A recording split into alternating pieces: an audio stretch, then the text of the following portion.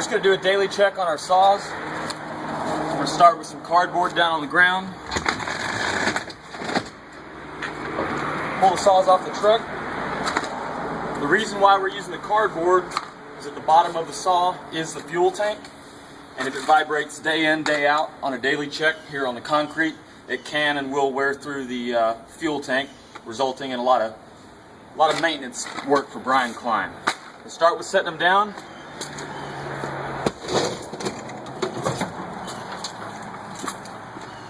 The rotaries go out just as the chainsaws did.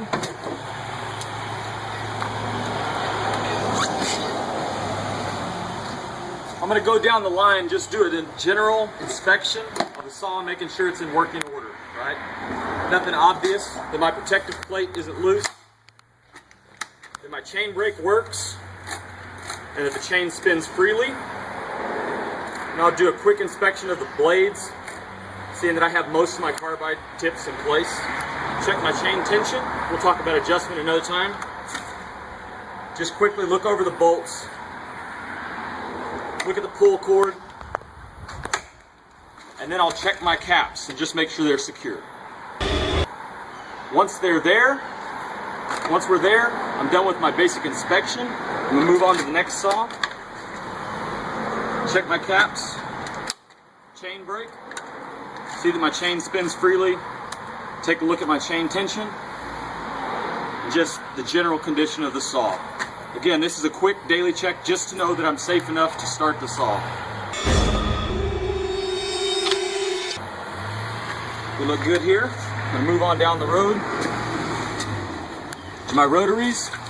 Here we have our outboard mounted, or our iron saw, forcible entry saw.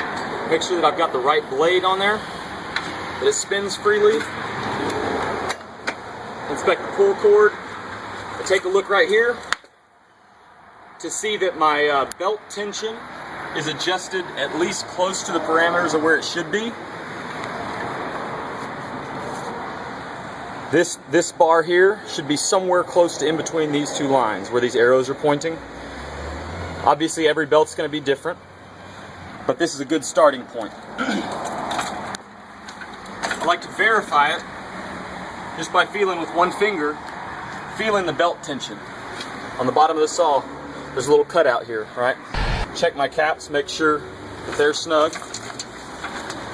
Then I'm going to move on to my roof saw, my inboard mounted rotary saw. Make sure that I have the appropriate blade on. That my belt tension is at a good starting point. Then I'll double check it on the bottom by feeling it just like the other saw, right? Other than that, I'm just looking for loose bolts, making sure my air filter cover is good. Looking that my pull cord is in decent shape and my cap is tight, okay? So now I'm confident that these saws can be started. I'm gonna go back to the beginning of the line. Now as I start each saw, I get it going and then I let it idle before I go to full throttle, right? I wanna know, by the end of my check, I wanna know that the saw works at all degrees of throttle. But I'm going to start low and let it warm up. So I'm going to start here, and you'll watch as I move forward to the other saws, letting this one warm up before I can bring it to full throttle, right? So we'll move on to this starting procedure, right? First things first, I make sure that my chain brake is off so that the chain is allowed to spin. The saw wants to work, right? So we're going to let it do its job. I'm going to use the proper body mechanics, right? I'm not going to do drop starts, right? This results in injuries and a lot of broken pull cords. So I'm going to use good body mechanics, stabilize it with my left hand, and gently with my right foot, right on the bottom. I'm going to make sure that I'm in the on position, which on this saw is up. Every saw has a different on-off switch. You need to get familiar with what you've got. I'm in the on position. My decompression switch is pushed, and my choke is out, right? Now I'm ready to pull. As soon as I hear the saw fire one time, it's probably going to die. That's my sign to push the choke in and then fire again without the choke. So that's what I'm going to do. Again, on switch, choke is on, decompression pushed, chain brake off, stabilized with my foot and my left hand, and I'm just going to pull across my body, right? It didn't fire there, right? So I'm gonna pull again. That time it fired, push my choke in, decompression switch, and pull. Here's idling high. Chain is spinning. I'm gonna bump the trigger. Idle drops down, chain brake goes on, and I allow the saw to warm up. I'm gonna move down the line. Chain brake off. Switch is on. Decompression. Choke is up. Pull across my body. Didn't fire. That time it fired, right? Take the choke off. Just in the on position. Across my body and it fires. Chain spins. It's in a high idle. Bump the trigger. Idle drops down. Chain brake on. Now it's warming up.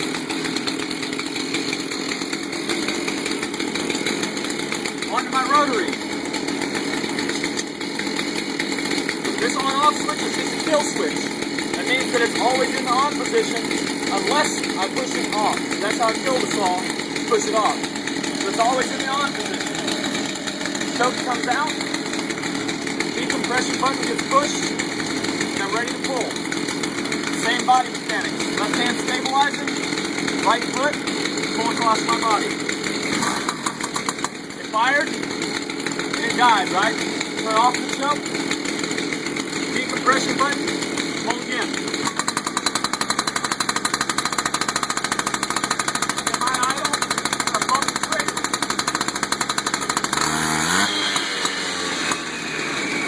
You hear the idle drop down, I'm going to let it warm up at idle. Be careful that I don't let that blade contact anything.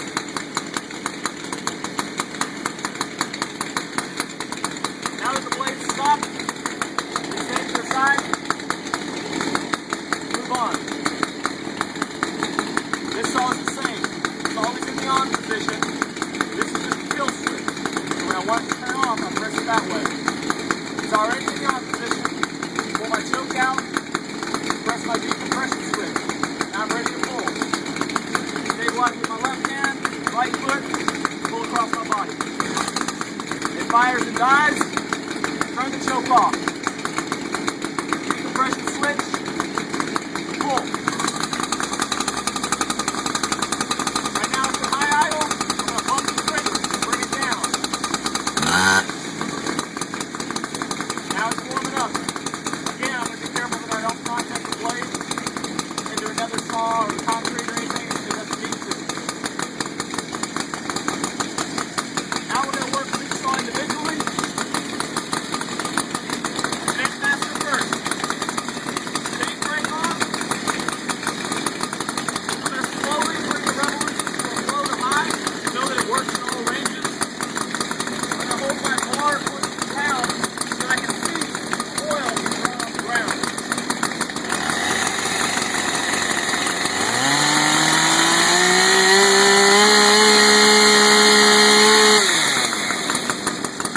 Chain brake on. I'll show this. Right here, you can see that the chain is throwing oil and it's going to take up section. Move on to this saw. Chain brake off.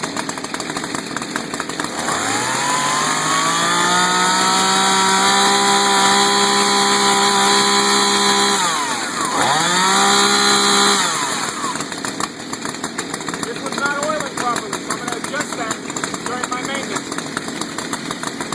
Move on to my rotary saw. I'll leave it on the ground. Go from the bottom throttle all the way to the top.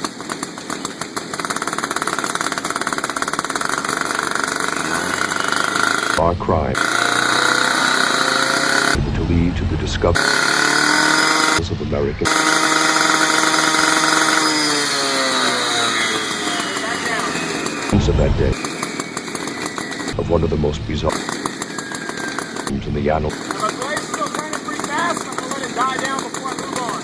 of history. The event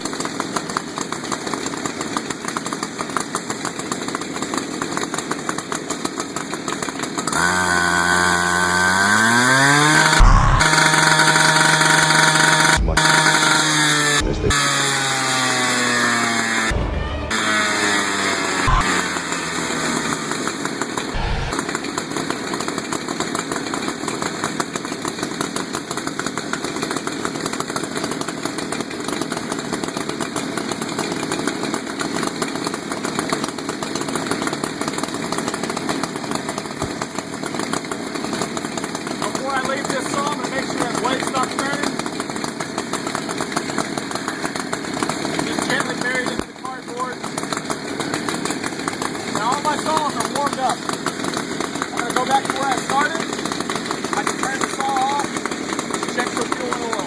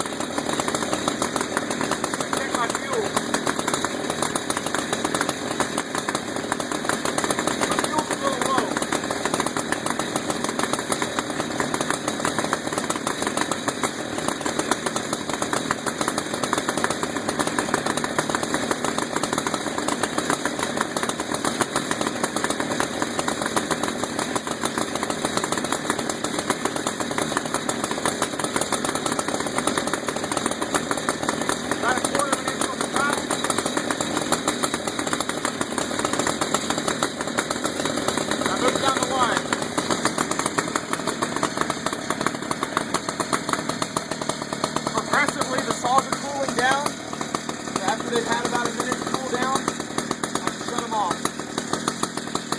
Just check the fuel and oil on the wood cut chainsaw.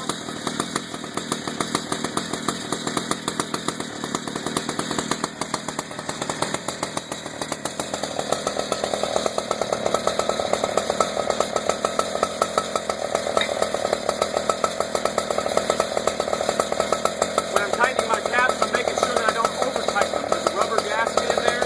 If you over-tighten it, you can break that rubber gasket. There should never be any need to use tools to open the caps. Just snug by hand is good enough. Onto my rotary saw's fuel. We're a little bit low, so I'm just going to top it off.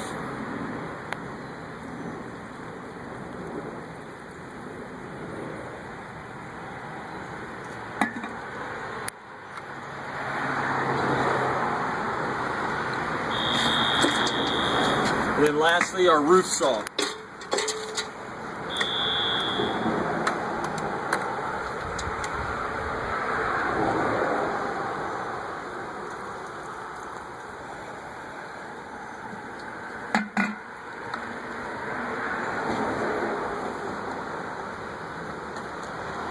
Now, my daily check is done. So I had an issue with this saw not oiling properly. I'm going to set it to the side because it needs maintenance before I'm going to put it back on the truck. I'm going to find out why it's not oiling. And macabre.